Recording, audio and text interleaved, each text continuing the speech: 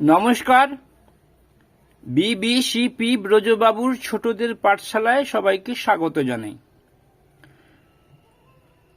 আজ আমি শুরু করব চতুর্থ শ্রেণীর পর্যায়ক্রমিক মূল্যায়ন প্রথম পর্ব 2024 সাল ময়নাচক্র পূর্ব মেদিনীপুর এই প্রশ্নপত্রের উত্তর সহ ভিডিওটি তৈরি করব। এর আগে আমি এই ধরনের বিভিন্ন বিষয়ের উপর ভিডিও আপলোড করেছি বিবিসিপি ইউটিউব চ্যানেলে এবং তার লিংক ফেসবুকেও দেওয়া আছে। আপনারা প্রয়োজনে ফেসবুক থেকে দেখতে পারেন অথবা ইউটিউবে গিয়ে দেখতে পারেন। তার সাথে সাথে আমার চ্যানেলটি লাইক করবেন, কমেন্ট করবেন, শেয়ার করবেন এবং সাবস্ক্রাইব করবেন। শুরু করছি আজকের ভিডিও। একের দাগের প্রশ্ন, মা তারে তো পরায় না সাব জামা, ধুয়ে দিতে চায় না ধুলোবালি। উপরের লাইনগুলি কোন কবিতার অংশ? পরিষ্কার করে উত্তর লেখা আছে। কবির নাম কি? দুয়ের দাগে শূন্যস্থান পূরণ করো। স্যাঁক দেয় তেল মাখে লাগায় ড্যাশ হরিদ্রা। টেলিভিশন নাকি একটা ড্যাশের মতো, বাক্সের মতো। গয়ের দাগে ঘরের ধুলোবালি মাঝে মাঝে ঝাড়তে হয়। শিয়ালের সেদিন ভারী সাজা হয়েছিল। তিনের দাগের প্রশ্ন, কোনটি বেমানান তার নিচে গোল দাগ দাও। হ্যাঁ, দুটি প্রশ্ন রয়েছে, কয়ের দাগ, ক্ষয়ের দাগ। চারের দাগে এলোমেলো বর্ণগুলি সাজিয়ে শব্দ তৈরি করো। পাঁচের দাগে একটি বাক্যে উত্তর দাও।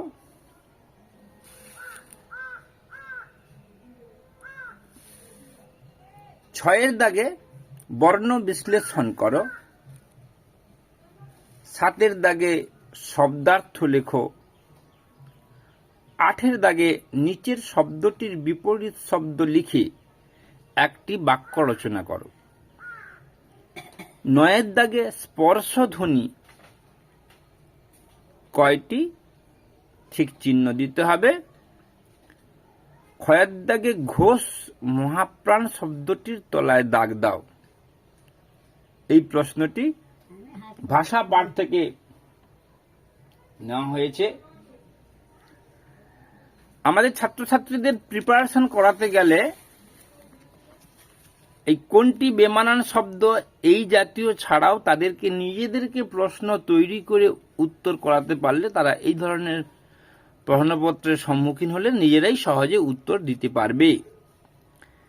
এলোমেলো বর্ণগুলি সাজিয়ে শব্দ তৈরি করে, এক্ষেত্রেও ছাত্রছাত্রীরা নিজেদের মতো করে শব্দ নিয়ে তাকে এলোমেলো করে সাজিয়ে আবার সঠিক করে সাজালে তবে কি তাদের দক্ষতা বাড়বে এবং তারা নিজেরাই পরবর্তী কোনো মূল্যায়নের সময় নিজেদের দক্ষতা দেখাতে পারবে।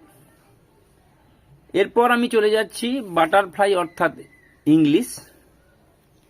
Read the following passage and answer the question.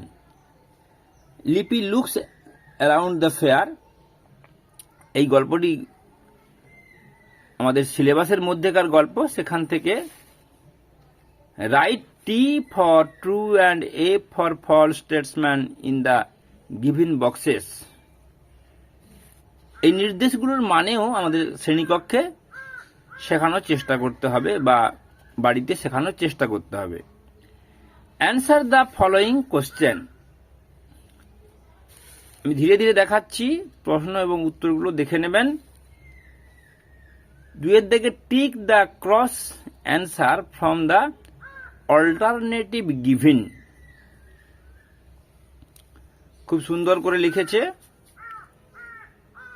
তিনের দাগে match the following animals with the sound they make. One is done for you. একটা করে দেখানো হয়েছে, বাকিগুলো করতে হবে। 4 দাগে fill in the blanks by choosing appropriate words from the brackets. Mosquito suck our blood. She reads the several time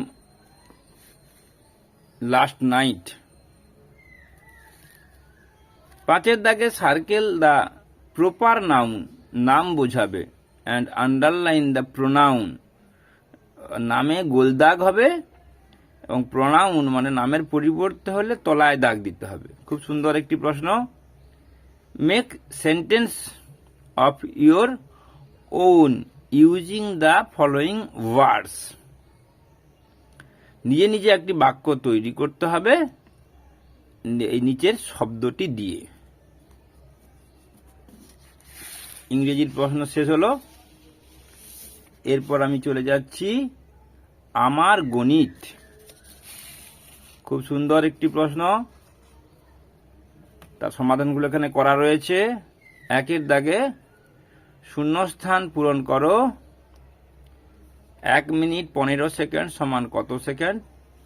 প্রয়োজন হলে এই সাইডে যে ফাঁকা জায়গা এখানে রাফটা করতে পারো, অথবা অন্য সাদা কাগজে রাফ করে নিয়ে উত্তরটা করার চেষ্টা করবে, তাহলে উত্তরটি নির্ভুল হবে। ক্ষয়ের দাগে 598 সংখ্যাটিতে 5-এর স্থানীয় মান কত? 6 দাগে ভাজ্য সমান ভাজক গুণিতক ভাগফল যুক্ত ভাগশেষ, এই শূন্যস্থানটা পূরণ করতে হবে। ঘয়ের দাগে 4 অঙ্কের বৃহত্তম সংখ্যাটি লেখো। 2 দাগে ঊর্ধ্বক্রমে মানে ক্রমে উপর দিকে, অর্থাৎ ছোট থেকে বড়। টার্মটার সঙ্গে একটা টার্ম সম্বন্ধে বুঝলে হবে না, ক্রমে উপর দিকে, ঊর্ধ্বক্রম বলতে অর্থাৎ ছোট থেকে বড়। এখানে ছোট থেকে বড় সাজানো হয়েছে। এখানে সংখ্যাটার পরে কমা দিলেও চলতো, আবার সুন্দর করে তুলনায় বড় তুলনায় ছোট চিহ্ন দিয়েও বুঝিয়ে দিয়েছে। খুব সুন্দরভাবে উত্তরটা লিখেছে। 3 দাগের 508 দিয়ে গঠিত বৃহত্তম সংখ্যা ও ক্ষুদ্রতম সংখ্যা কি কি? এই অঙ্কগুলোর ক্ষেত্রে যদি আমরা পড়া খেলার মাধ্যমে কাগজের টুকরো দিয়ে বোঝানোর চেষ্টা করি, তাহলে তারা সহজেই বুঝতে পারবে এবং দীর্ঘদিন মনে রাখতে পারবে। এরপর লিপিয়ার বছরের এবং যে বছর লিপিয়ার নয় সেই বছরের ফেব্রুয়ারি মাসের দিন সংখ্যা লিখে দিতে হবে। 3291 সংখ্যাটিকে স্থানীয় মানে বিস্তার করো। স্থানীয় মানে বিস্তার বলতে কথায় লিখতে হবে। আমরা কথায় লেখা শিখেছি, কিন্তু স্থানীয় মানে বিস্তার করো এই কথাটি কারো কাছে নতুন মনে হলেও ব্যাপারটা সম্বন্ধে বুঝে নিতে হবে, ব্যাপারটা একই। তারপরে ঘন্টা মিনিটে যোগ করো। প্রয়োজন হলে এখানে এই ফাঁকা জায়গায় রাফটা করে নিতে পারো। এরপর আমরা ছবিতে বৃত্তের সংখ্যা কটি, আয়তকারের সংখ্যা কটি, এই ধরনের খুব সহজ একটি ছবি দেওয়া হয়েছে, যাতে ছাত্রছাত্রীরা মাছ আঁকা শিখতে পারবে, হরিণ আঁকা শিখতে পারবে, পাখি আঁকা শিখতে পারবে, তার পাশাপাশি অঙ্ক কষা শিখতে পারবে। এরপর চলে যাচ্ছি আমাদের পরিবেশ। বন্ধনীর মধ্যে সঠিক উত্তরের নিচে দাগ দাও। নোনা জলের পাশে জন্মানো একটি গাছ হলো গরান গাছ। মরিশাস ভারত মহাসাগরের বুকে একটি ছোট্ট দ্বীপ। গায়ের রং বদলাতে পারে এমন একটি প্রাণী হলো গিরগিটি, এবং দাঁড়িপাল্লার সাহায্যে বস্তুর ভর মাপা হয়। পরিবেশ সংক্রান্ত প্রচুর ভিডিও আমার দেওয়া আছে।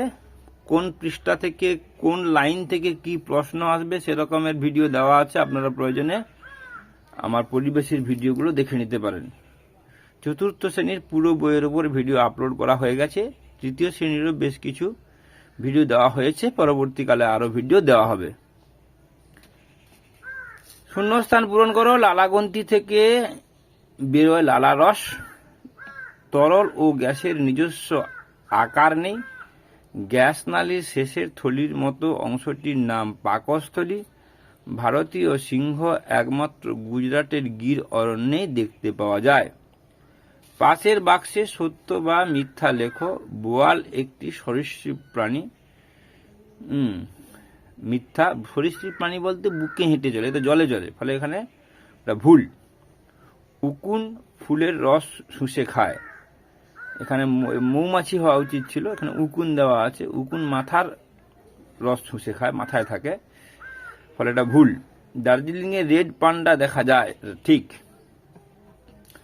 দাঁতের বেশিরভাগ অংশেই মাড়ির ভিতরে থাকে, সত্য। একটি বা দুটি বাক্যে উত্তর দাও। শ্বাসক্রিয়া কাকে বলে? প্রশ্বাস ও নিঃশ্বাসকে একত্রে বলা হয় শ্বাসক্রিয়া। রাভা নৃত্য কি? আসাম ও ছত্তিশগড়ের মানুষেরা তাদের সুখ দুঃখের কাহিনী নিয়ে যে নৃত্য করে তাকে রাভা নৃত্য বলা হয়। গ্রিলিং মাছ কোথায় দেখতে পাওয়া যায়? নিউজিল্যান্ডের গ্রিলিং মাছ দেখতে পাওয়া যায়। আচ্ছা, 2-3টি বাক্যে উত্তর লিখো। একটু বড় প্রশ্ন। পদার্থ কাকে বলে? পদার্থ কত প্রকার ও কি কি? এখানে একটু প্রশ্নের মানের জন্য উত্তর নম্বরটা একটু কম কম দেওয়া হয়েছে। কেন না, বিভিন্ন ধরনের প্রশ্নগুলো শেখাতে হবে, সেই জন্য 10 নম্বরের মধ্যে বিভিন্ন ধরনের প্রশ্ন দেওয়া হয়েছে এবং নম্বরগুলোকে একটু বিভাজন কম কম করে রাখা আছে। 2-3টি বাক্যে উত্তর দাও। পদার্থ কাকে বলে? পদার্থ কত প্রকার ও কি কি? উদাহরণ দাও। বস্তু যা দিয়ে তৈরি হয় তাকে বলা হয় পদার্থ। পদার্থ 3 প্রকার: কঠিন, তরল ও গ্যাসীয়। কঠিন হলো কাঠ, লোহা। তরল হলো জল, দুধ। গ্যাসীয় হলো অক্সিজেন, নাইট্রোজেন। খুব সুন্দরভাবে উত্তর দেওয়া হয়েছে। আর বেশি কথা না বলে সবাইকে ধন্যবাদ জানিয়ে আমি আমার ভিডিও শেষ করছি। নমস্কার।